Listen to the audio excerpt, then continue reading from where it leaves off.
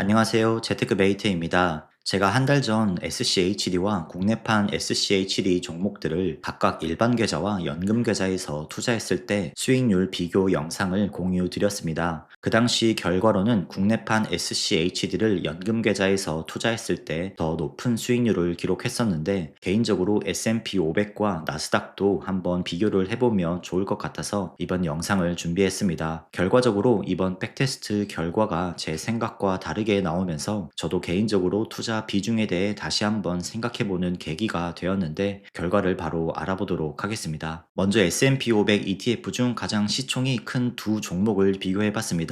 일반 계좌 직투 기준으로는 SPY, 연금 계좌는 타이거 미국 S&P 500입니다. 두 종목을 단순히 거치식으로 TR 수익률을 비교해보면 타이거가 약 53%로 스파이 대비 약 20%포인트 더 높은 수익률을 기록하고 있는 걸 볼 수 있습니다. 하지만 여기서의 비교는 스파이의 경우 환차손이 반영되어 있지 않기 때문에 1대1로 비교하기에는 적절하지 않을 수 있습니다.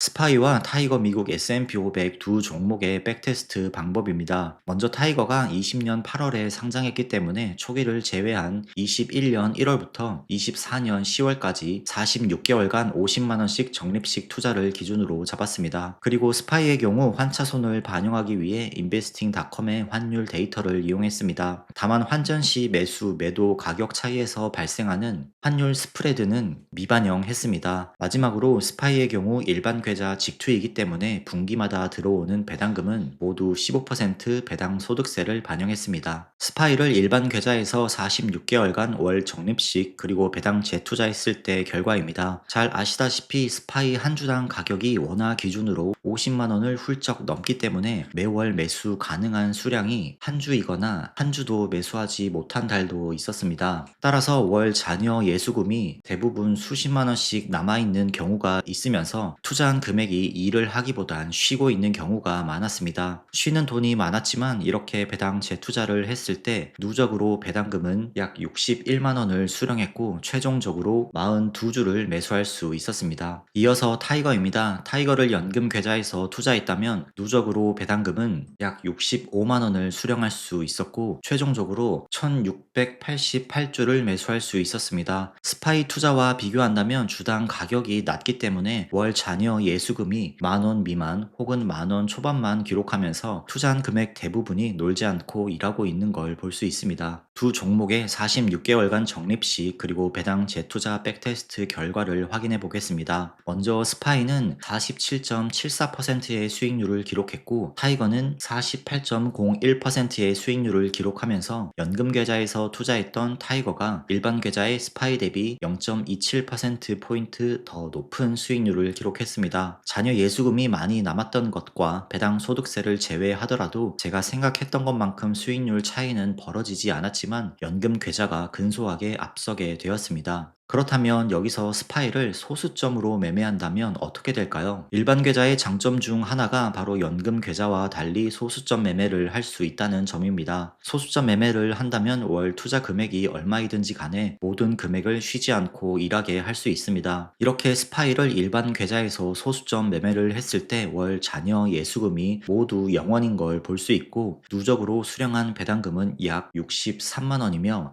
누적 매입 수량은 42.49주로서 일반 적립식 투자보다 0.49주를 더 매수할 수 있었습니다. 이렇게 일반 계좌에서 스파이를 소수점으로 투자했다면 수익률은 48.45%로 타이거의 48.01% 대비 오히려 0.45%포인트 수익률을 추월하게 되었습니다. 누적 평가 금액 차이도 기존에는 약 6만원가량 낮았지만 소수점 매매로는 타이거 대비 약 10만원의 추가 수익을 기록하고 있는 걸 볼 수 있습니다. 우리가 연금 계좌에서 배당금을 수령할 때 배당 소득세가 과세 이연되면서 무조건 연금 계좌의 수익률이 높을 거라고 생각했지만 역시 투자의 본고장인 미국 직투를 소수점으로 투자한다면 더 높은 효율을 거둘 수 있는 걸 확인할 수 있는 비교였습니다. 물론 환율 스프레드가 반영되지 않은 점과 매도 이후 세금 등에서 두 계좌 간 차이가 발생할 수 있지만 황금성 등을 고려한다면 투자자의 상황에 따라 일반 계좌 투자가 더 적합할 수 있겠다는 생각을 하게 되었습니다. 그럼 이어서 나스닥도 비교를 해보겠습니다. 나스닥은 QQQ와 에이스로 비교를 해봤습니다. 두 종목 역시 3년 거치식으로 비교한다면 에이스가 약 53.32%의 수익률로 QQQ 대비 약 22%포인트 앞선 상황입니다. 나스닥도 S&P 500과 동일한 조건으로 월 적립식 그리고 배당 재투자 백테스트를 했을 때 어떤 결과가 나오는지 바로 확인을 해보겠습니다. QQQ를 일반 계좌에서 월 적립식 그리고 배당 재투자했을 때 다음과 같습니다. QQQ 역시 주당 금액이 크기 때문에 월 잔여 예수금이 수십만 원씩 남아있는 걸 확인할 수 있었습니다. 다만 S&P 500 대비 변동성도 크고 한 주당 가격이 조금 더 낮기 때문에 주식을 한 주도 매수하지 못했던 기간은 딱 한 달만 있었습니다. 이렇게 46개월간 적립식 투자 결과 QQQ는 누적으로 배당금 약 29만 원을 수령할 수 있었고 최종적으로 52주를 매수할 수 있었습니다. 연금 계좌에서 에이스 미국 나스닥 100을 월 적립식 그리고 배당 재투자했을 때는 다음과 같습니다. 마찬가지로 월 잔여 예수금이 만 원 초반 혹은 만 원 미만으로 관리되고 있는 걸 볼 수 있고 누적으로 수령한 배당금은 약 26만 원, 최종 매수 수량은 1649주입니다. 나스닥도 바로 수익률을 비교해 보겠습니다. 놀랍게도 나스닥은 일반 계좌의 QQQ가 55.48%의 수익률을 기록하면서 연금 계좌의 에이스 54.56% 대비 약 0.92%포인트 더 높은 수익률을 기록했습니다. QQQ는 굳이 연금 계좌에서 투자하지 않더라도 일반 계좌 직투가 더 높은 수익률을 기록했습니다. 아무래도 나스닥의 배당률이 1% 미만으로 매우 낮기 때문에 연금 계좌의 배당 소득세 과세 이연 효과가 큰 차이를 불러오지 못했던 것으로 보입니다. 그럼 여기서 QQQ를 소수점 매매했다면 수익률이 얼마나 더 벌어지게 될지 확인을 해보겠습니다. QQQ를 일반 계좌에서 소수점 매매를 한다면 다음과 같습니다. 보시는 것처럼 월 잔여 예수금이 모두 0원인 걸 볼 수 있습니다. 누적으로 수령한 배당금은 약 29만 원이고 누적 매입 수량은 52.18주로 일반 적립식 투자 대비 0.18주를 더 매수할 수 있었습니다. QQQ를 일반 계좌에서 소수점 매매를 했다면 수익률은 55.96%로 연금 계좌 에이스 대비 1.4%포인트 앞서며 일반 적립식 투자 대비 수익률은 더 벌어지게 되었습니다. 누적 평가 금액 역시 기존 21만원 차이에서 32만원 차이까지 벌어지게 되었습니다. 약 4년여 시간 동안 이 정도 차이가 크다면 크고 작다면 작을 수 있지만 이러한 결과를 봤을 때 우리가 굳이 투자를 시작하기 전에 어떤 계좌에서 투자를 해야 하는지 고민을 할 필요는 없어 보이는 결과입니다. 결론을 내기에 앞서 두 계좌 간 특징에 대해 가볍게 알아보고 넘어가겠습니다. 두 계좌의 가장 큰 차이점은 세금에 있다고 볼 수 있습니다. 연금 계좌는 매매 차익과 배당금에 대해 과세 이연 혜택을 주고 있습니다. 세금을 받지 않을 테니 오랫동안 모아서 추후에 5.5%의 저율의 연금 소득세만 납부하라는 국가에서 지원하는 혜택입니다. 일반 계좌는 그런 혜택은 전혀 없고 상대적으로 매매 차익에 대해 높은 양도세를 매기고 있습니다. 주식을 자주 사고 팔거나 할 경우 일반 계좌 투자는 독이 될 수 있습니다. 그럼에도 일반 계좌의 장점으로는 달러를 직접 보유할 수 있는 점, 높은 황금성, 그리고 소수점 매매를 통한 소액 투자가 가능하다는 점이 있습니다. 이러한 특징 때문에 많은 분들께서 어떤 계좌에서 투자를 할지 고민을 하시는 걸로 생각이 됩니다. 연금 계좌의 경우 인출 방법에 대해 매일 까다로운 기준이 있는데 이는 더보기란에 제가 그동안 올려두었던 연금 인출 전략을 링크해둘 테니 참고하시면 되겠습니다. 오늘 영상의 결론입니다. 일반 계좌에서 미국 ETF 직투를 해야 하는지 연금 계좌에서 국내 상장 미국 ETF를 투자해야 하는지 고민이신 분들께 조금이나마 도움이 되길 바랍니다. 첫 번째로 지난 영상에서 공유 드린 대로 배당률이 3% 중반대인 SCHD는 소수점 매매를 하더라도 연금 계좌의 미국 배당 다우존스 수익률을 넘을 수 없었습니다. 배당률이 높을수록 배당 소득세 비과세 혜택이 매우 극대화되는 걸로 생각됩니다. 저한테 많이 하는 질문 중 하나가 월 얼마 투자 가능한데 어느 계좌 먼저 할까요? 라는 질문이 있는데 이번 영상을 준비하면서 나름 쉽고 간단하게 답변을 할 수 있을 것 같습니다. 본인이 S&P 500이나 나스닥 위주로 투자를 할 거라면 일반 계좌를 먼저 시작하고 아니면 SCHD 같이 배당률이 3% 넘는 종목에 투자하고 싶다면 연금 계좌에서 먼저 시작한다면 수익률을 극대화할 수 있다고 말씀을 드릴 수 있을 것 같습니다. 마지막으로 제가 드리고 싶은 말씀은 일반 계좌든 연금 계좌든 고민을 하면서 투자 시기를 더 이상 늦추지 말라고 말씀드리고 싶습니다. 저는 유튜브에서 연금 계좌를 메인으로 다루고 있지만 일반 계좌에서도 미국 ETF 직투도 하고 있고 토스에서 소수점 매수도 하고 있습니다. 어떤 계좌를 선택하든 단순 차트에서 보는 것처럼 수익률에서 큰 차이가 발생하지 않는다는 걸 오늘 백테스트 결과를 통해 알아봤기 때문에 너무 고민을 하기보다는 소액으로 먼저 투자를 하면서 경험을 쌓다 보면 본인만의 투자 포트폴리오를 완성할 수 있을 것입니다. 오늘 영상은 여기까지입니다. 도움이 되셨다면 구독과 좋아요 부탁드립니다. 다음 시간에도 더욱 유익한 영상으로 찾아뵙겠습니다. 시청해 주셔서 감사합니다.